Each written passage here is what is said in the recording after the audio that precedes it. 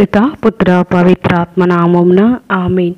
ప్రియ స్నేహితులారా, మీ అందరికీ దేవుని యొక్క ఆశీస్సులను తెలియజేస్తూ ఏప్రిల్ 19వ తారీఖు శుక్రవారం 2024వ సంవత్సరం ఈనాటి దివ్య బలి పూజ పఠనాల ధ్యానాంశానికి మిమ్మల్ని అందరినీ కూడా ప్రేమతో ఆహ్వానిస్తూ ఉన్నాను.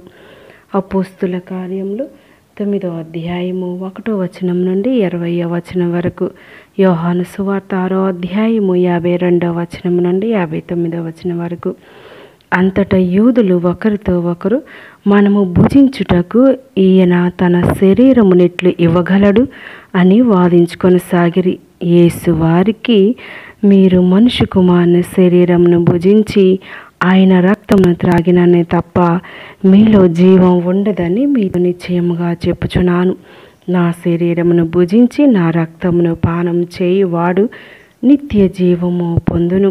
నేను అతనిని అంతిమ దినమున లేపుదును. ఎలైనా నా శరీరము నిజమైన ఆహారము, నా రక్తము నిజమైన పానము. నా శరీరమును భుజించి నా రక్తమును పానము చేయువాడు నా యందు, నేను వాని యందు ఉందును. జీవము గల తండ్రి నన్ను పంపెను. నేను తండ్రి మూలమున జీవించుచున్నాను. అట్లే నన్ను భుజించువాడు నా మూలమున జీవించును. ఇది పరలోకం నుండి దిగి వచ్చిన ఆహారం. మీ పితరులు మన్నాను భుజించి మరణించిరి. అట్లు కాక ఈ ఆహారమును భుజించువాడు ఎల్లప్పుడూ జీవించును అని సమాధానమిచ్చెను. ఆయన కపెర్నహూము ప్రార్థన మందిరమున బోధించుచు ఈ విషయములను చెప్పెను. ధ్యానాంశం: ద్రాక్షవల్లి మరియు రెమ్మలు అను ఉదాహరణము తీసుకొని ప్రభు ఆయనను అంటిపెట్టుకొని ఉండుట గురించి వివరించారు. ఈరోజు సువిశేషంలో ప్రభు తన శరీరమును భుజించి తన రక్తమును పానము చేయువాడు ఆయన యందును, ఆయన మన యందు ఉండునని పలుకుచున్నాడు. మనతో కలకాలం ఉండాలనే ప్రభుని యొక్క ఈ కోరిక, ఈ ఆశ ఆయన ప్రేమను తెలియజేస్తూ ఉన్నాయి.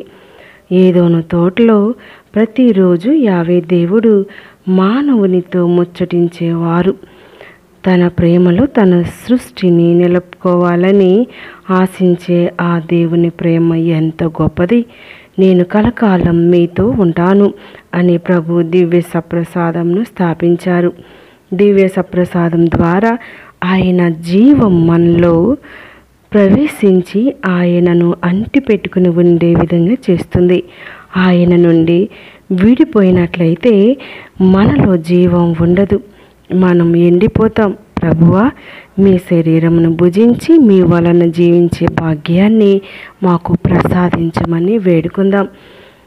దివ్య సప్రసాదం అనగా మీరు మనుష్య కుమారుని శరీరమును భుజించి ఆయన రక్తమును త్రాగిననే తప్ప మీలో జీవం ఉండదు. అది ప్రభు యొక్క శరీరం. యోహాను సువార్త 6వ అధ్యాయం 53వ వచనం. దివ్య సప్రసాదంలో క్రీస్తు సాన్నిధ్యం నెలకొని ఉన్నదని నేటి సువిశేష పఠనం తెలియజేస్తూ ఉంది. నా శరీరమును నిజమైన ఆహారం, నా రక్తము నిజమైన పానం.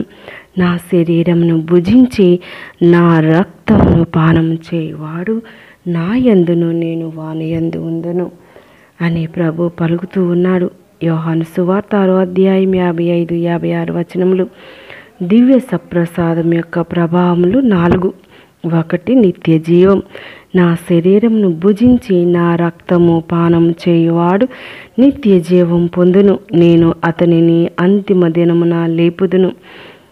దివ్య సప్రసాదంలో మనకు లభించే కృపానుగ్రహము మనల్ని కడవరకు నడిపిస్తూ ఉంది.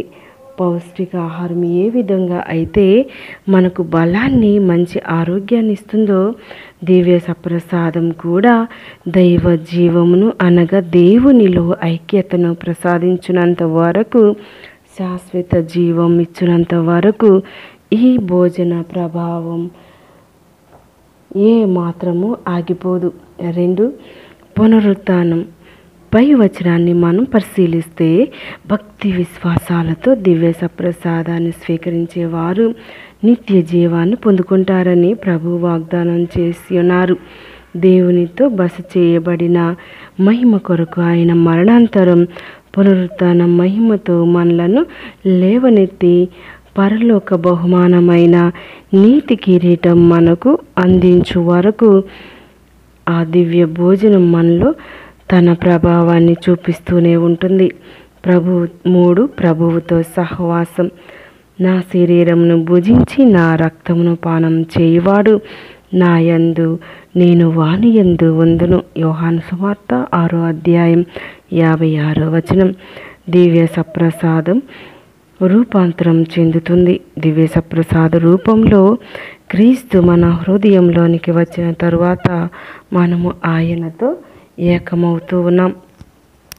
క్రీస్తుతో పాటు మనం జీవిస్తూ ఉన్నాం. 4 క్రీస్తు ద్వారా నూతన జీవం. పరలోకము నుండి దిగి వచ్చిన జీవము గల ఆహారమును నేనే. ఈ ఆహారమును ఎవడేని భుజించినచో వాడు నిరంతరం జీవించును. ఈ లోకం జీవించుటకు నేను ఇచ్చు ఆహారం నా శరీరమే అని మీతో నిశ్చయముగా చెప్పుచున్నాను. యోహాను సువార్త 6వ అధ్యాయం 51వ వచనం. భౌతిక ఆహారం మనకు శక్తిని, బలాన్ని ఇస్తుంది. రోజువారీ పనులను చేసుకోవడానికి కావలసినటువంటి శక్తిని అనుగ్రహిస్తుంది. మన ఆత్మలను పోషించటానికి ఆహారం అవసరం. ఈ ఆధ్యాత్మిక ఆహారాన్ని క్రీస్తు భగవానుడు దివ్య సప్రసాదంగా మనకు అనుగ్రహించారు. అయితే భౌతిక ఆహారాన్ని జీర్ణించుకొని శక్తిని పొందటానికి ఆరోగ్యకరమైన దేహం ఎంత అవసరమో అలాగే క్రీస్తునాథుడు ప్రసాదించే దివ్య సప్రసాదాన్ని స్వీకరించి ఆధ్యాత్మిక శక్తిని, బలాన్ని పొందడానికి, మన ఆత్మలు ఆరోగ్యంగా ఉండటానికి, పవిత్రంగా ఉండటానికి కూడా ఈ జీవాహారము అంతే అవసరం. పరిపూర్ణ విశ్వాసముతో యోగ్యమైన రీతిలో నిండు పూజలో పాల్గొని దివ్య సప్రసాదాన్ని స్వీకరించుదాం. ప్రియ దేవుని బిడ్డలారా, మరి ఈ యొక్క దివ్య సప్రసాదాన్ని స్వీకరించేవారు అనేక మేలులు పొందుతూ ప్రభువుతో ఐక్యమై ఉన్నారంటలో సందేహం లేదు. దివ్య సప్రసాదం పట్ల దివ్యానుభూతిని కలిగి ప్రభుని స్వీకరించుదాం. అనేక మార్లు భక్తి గౌరవం లేకుండా అయోగ్యంగా స్వీకరించినట్లయితే ప్రభువుని క్షమించమని అడిగి వేడుకుందాం. దయగల దేవుడు మన యొక్క ప్రార్థనా జీవితాన్ని నూరంతలుగా ఫలింపచేయుదురుగాక. ఆమేన్. పితా, పుత్ర, పవిత్ర ఆత్మ నామమున ఆమేన్.